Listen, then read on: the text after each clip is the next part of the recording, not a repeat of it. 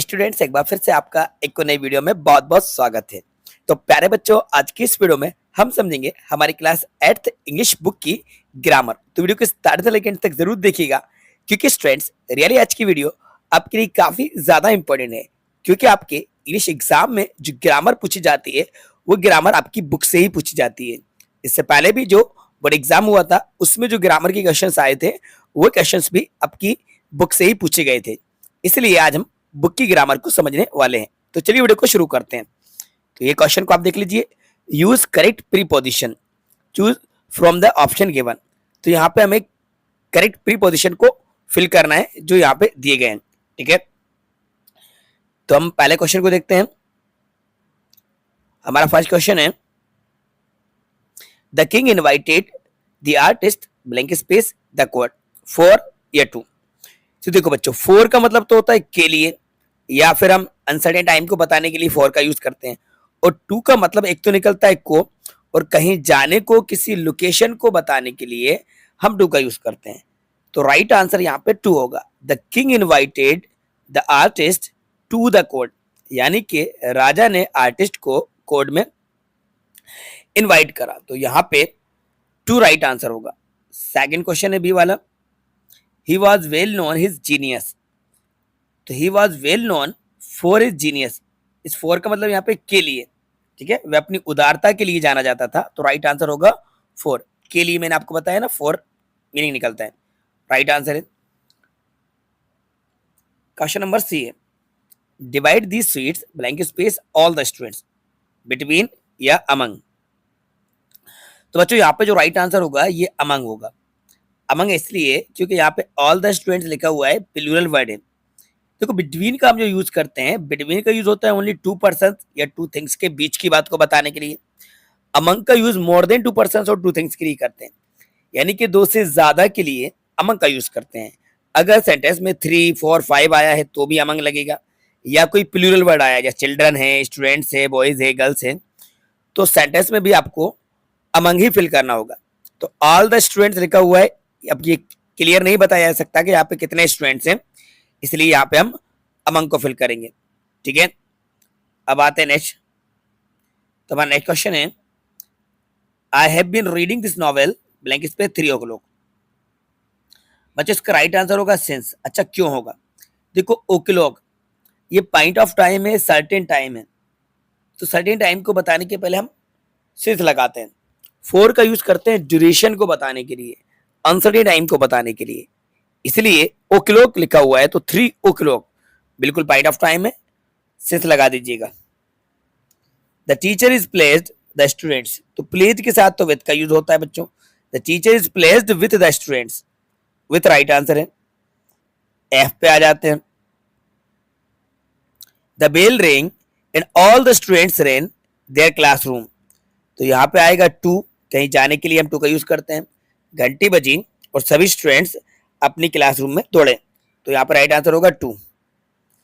चलिए आगे बढ़ते हैं।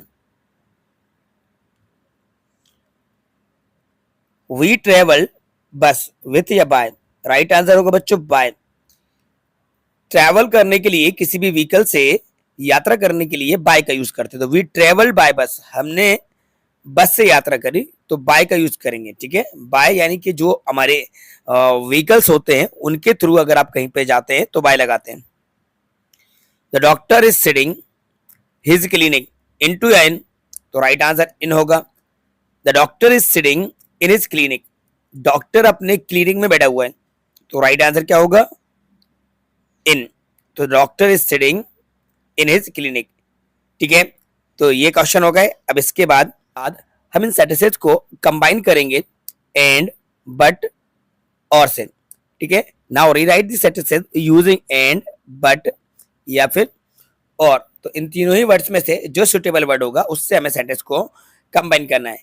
ये भी काफी ज्यादा इंपॉर्टेंट ग्रामर है, इसको भी हम समझ लेते हैं। पहला क्वेश्चन है, give me a pen, give me a pencil. तो यहाँ पे देखो पॉजिटिव सेंस निकल रहे हैं, पेन भी मांगा जा रहा है और पेंसिल भी मांगी जा रही है। तो इसको कैसे कंबाइन करेंगे?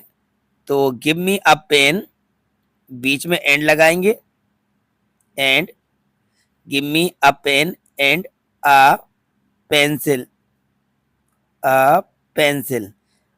अब यहाँ से ये गिव मी जो 2 बार लिखा है इसको नहीं लिखेंगे, एक ही बार लिखेंगे।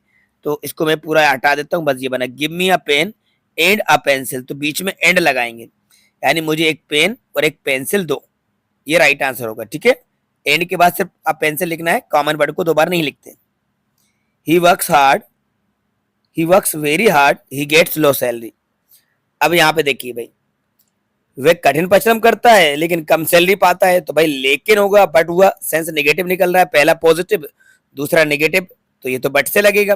तो he works very hard, full stop हटा देना बच्चों, है ना, फुल स्टॉप हटेगा, बट ही को हटा के गेट्स अ लो सैलरी, ये राइट आंसर होगा।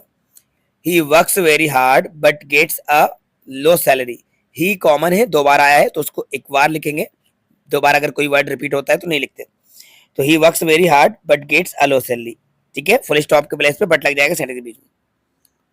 Question number 3, hurry up you will be late. तो हरी अप बीच में लगा दीजिए और यू विल बी लेट, जल्दी करो अथवा आप लेट हो जाओगे। तो hurry up you will be late, full stop हटा के और लगाना। We knock at the door, no one answer. देखो भाई, हमने दरवाजे को नॉक करा लेकिन किसी ने भी आंसर नहीं दिया, तो we knocked at the door but no one answer, किसी ने भी आंसर नहीं दिया, फुल स्टॉप हटा के बट लगा देना क्योंकि रिजल्ट नेगेटिव है। Man discovered fire he learn to cook, 5वें नंबर का जो है इसमें आपको बीच में एंड लगाना है। Man discovered fire and learn to cook, he को हटा देना, ये राइट आंसर हो जाएगा। अब आते हैं 6 पे, he is slow he is sure. तो 6 नंबर का जो है इसमें बट लग जाएगा, he is slow but sure, he is slow but sure, ये ही 2 बार है, एक बार लिखना है बस, यानी कि he is slow but sure, तो ये बट के बाद डायरेक्टली श्योर लिख देना हम। अब आते हैं क्वेश्चन नंबर 7 पे, सजना वर्क हार्ड शी वोन अ स्कॉलरशिप। तो 7 नंबर का जो है इसमें एंड लगा दीजिए, संजना वर्क हार्ड एंड वोन अ स्कॉलरशिप, शी हट जाएगा, 2 बार है तो एक बार लिखेंगे। प्रिया कैन कमरली, रेशमा कांट कमरली, तो बट लगेगा। प्रिया जल्दी आ सकती है, रेशमा जल्दी नहीं आ सकती, तो बट लगेगा। 9 नंबर का, Abu should go home early his mother will be worried, तो यहाँ पे और लगा दीजिए बीच में, Abu should go home early और his mother will be worried. 10, Sunil must learn to use a computer, Sunil will not get a job, तो इसमें भी और, सुनील को कंप्यूटर चलाना सीख लेना चाहिए, अथवा Sunil will not get a good job, कि सुनील को अच्छी नौकरी नहीं मिलेगी। ठीक है, इस तरीके से मैंने आपको बट और एंड से इन सेंटेंस को कंबाइन करना बता दिया, किस तरीके से इनको कंबाइन किया जाएगा, और ऐसे ही क्वेश्चन बच्चों एग्जाम में पूछे जाते हैं। तो उम्मीद करते हैं कि ये वीडियो आपको पसंद आई होगी, तो वीडियो को लाइक जरूर कीजिएगा, अपने सारे दोस्तों के साथ ज्यादा से ज्यादा शेयर कीजिएगा, और अगर आपने चैनल को सब्सक्राइब नहीं करा है तो चैनल को जरूर सब्सक्राइब कर लीजिए, और बेल आइकन को प्रेस करके नोटिफिकेशन को ऑन कर लेना, और अपने सभी दोस्तों से भी इस चैनल को सब्सक्राइब करवा लेना, क्योंकि इंग्लिश की वीडियो रेगुलर हम आपके लिए लाते रहेंगे और आपकी इंग्लिश की प्रिपरेशन इस चैनल पर कराते रहेंगे। इसका कोई चार्ज आपको नहीं देना, ये बिल्कुल फ्री ऑफ कॉस्ट है, इसलिए सीखते रहिए और देखते रहिए। Thanks for watching.